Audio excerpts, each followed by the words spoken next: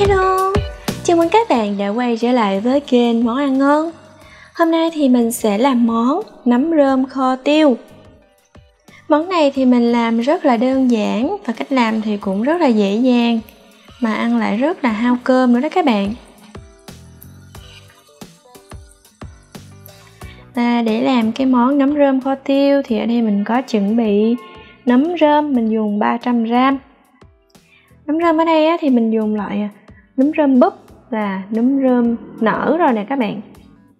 Các bạn nhìn nấm rơm nó nở rồi giống như là cây dù vậy đó. Đầu tiên thì mình sẽ đem nấm đi rửa.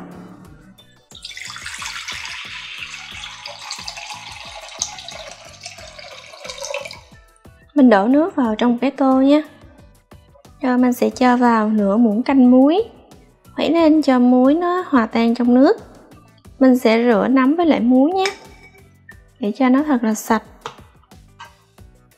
Các bạn thấy nè, ở dưới cái cùi nấm á, nó dính rơm nè với lại tro đó. Mình sẽ gọt ra, gọt vỏ đi cho nó sạch. Đây, như thế này nè các bạn. Rồi mình sẽ cho vào trong tô nước muối. Còn cái nấm rơm nở nè các bạn, nấm cây dù này nè, mình sẽ gọt y chang như vậy luôn. Bạn nào mà mình mua cái nấm hơi to thì các bạn có thể cắt nhỏ ra cũng được, cắt ra làm 2 hoặc làm 3.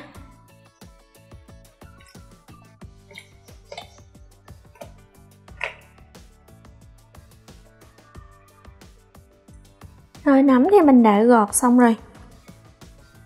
Rồi mình sẽ ngâm trong nước muối khoảng 5 phút rồi rửa sạch lại nhé.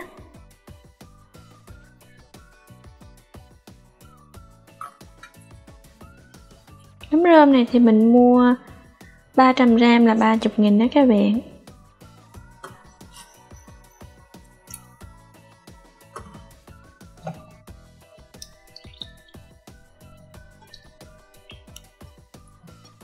Rồi mình sẽ đổ cái tô nước này đi. Và mình rửa thêm một lần nữa.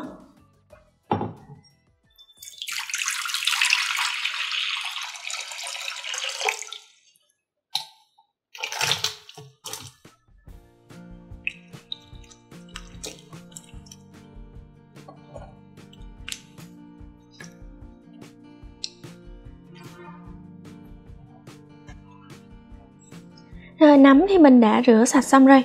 Mình để vô cái rổ cho nó thật là rõ nước.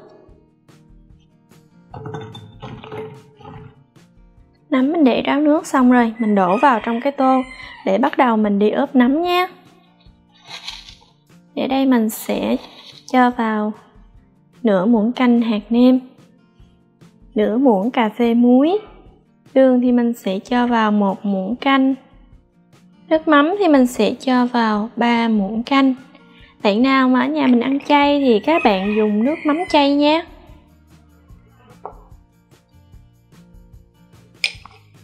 Và mình sẽ cho vào nửa muỗng cà phê tiêu xay.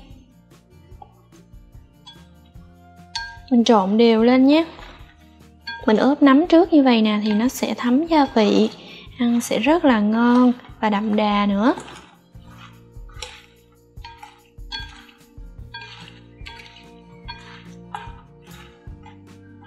Nấm này thì mình sẽ ướp tầm khoảng 10 phút.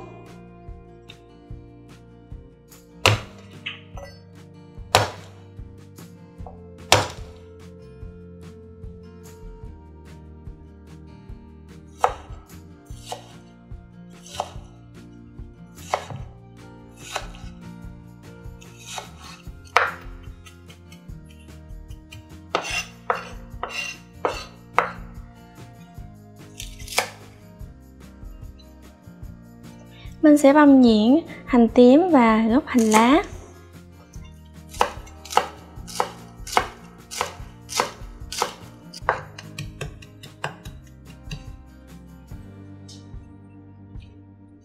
Còn cái phần hành lá này thì mình sẽ cắt nhuyễn.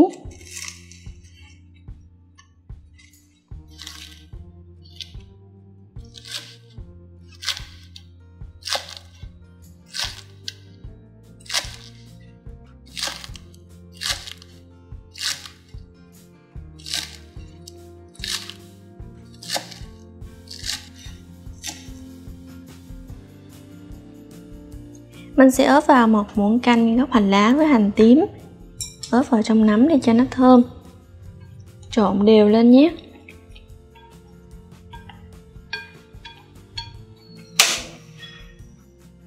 Rồi bây giờ thì mình sẽ bắt đầu đi kho nấm thôi. Mình sẽ cho vào trong cái nồi là 2 muỗng canh dầu ăn. Mình sẽ cho vào 1 muỗng canh đường để thắng nước màu nhé.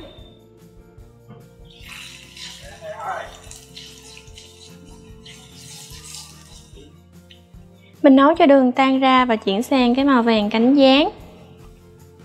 Rồi tiếp theo thì mình sẽ cho 1 muỗng canh gốc hành lá với hành tím vào để phi cho nó thơm lên.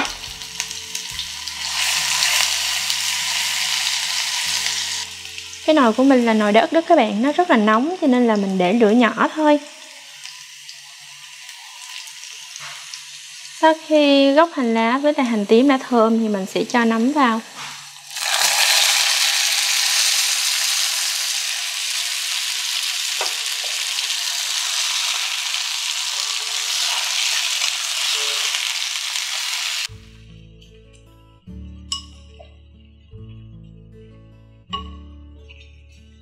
Do là nấm á, nó đã tự ra nước rồi cho nên là mình không cần phải đổ thêm nước vào nữa.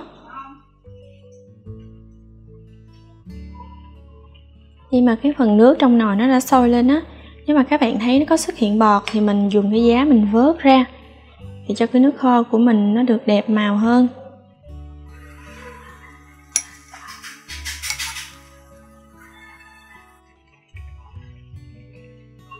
Mình sẽ kho trong vòng 20 phút nhé. Trong lúc mà mình nấu thì các bạn để lửa thật là nhỏ cho mình nha.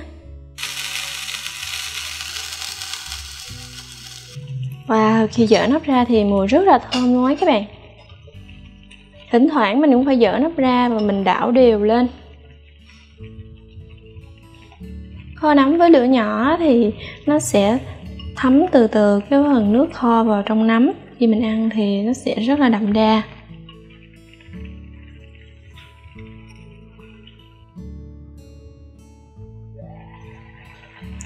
Wow, các bạn thấy cái màu nước kho nó đã chuyển sang cái màu đậm hơn lúc ban đầu rồi.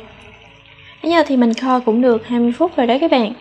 Giờ thì mình sẽ cho vào vài trái ớt hiểm để nhìn cho nó đẹp mắt.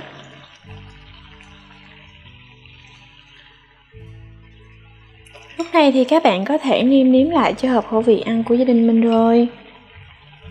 Wow, mùi rất là thơm luôn.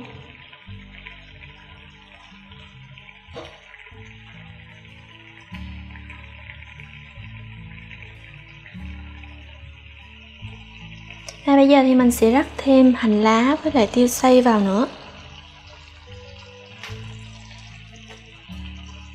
Bạn nào ăn cay nhiều thì các bạn rắc tiêu nhiều vào nhé. Wow, rất là hấp dẫn luôn á các bạn.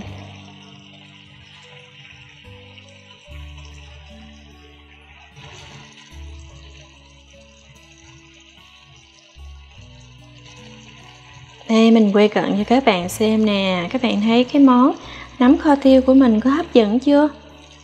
Bữa nào mà các bạn nấu cái món này thì các bạn nhớ nấu cơm nhiều nhiều chút xíu nha.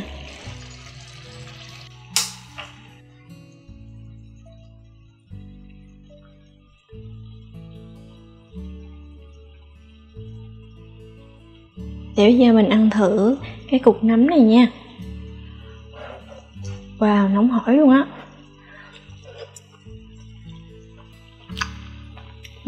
Nấm ăn rất là ngon luôn các bạn ơi. Nó giòn giòn nè, và vị thì rất là đậm đà nhé. Mặn mặn ngọt ngọt, thêm một chút xíu tiêu cay cay và hành lá thơm thơm nữa.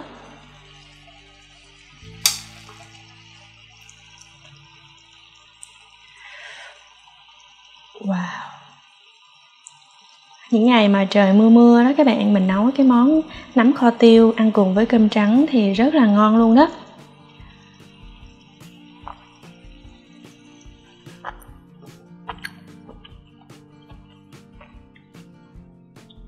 Cái cây nấm mình mà nó nở rồi nè các bạn thì mình ăn nó dai dai.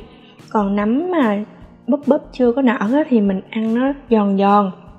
Mình kết hợp vỡ hai thứ nấm như thế này đó các bạn thì ăn nó rất là ngon luôn. Chúc cho các bạn làm thành công với món nấm kho tiêu này nha.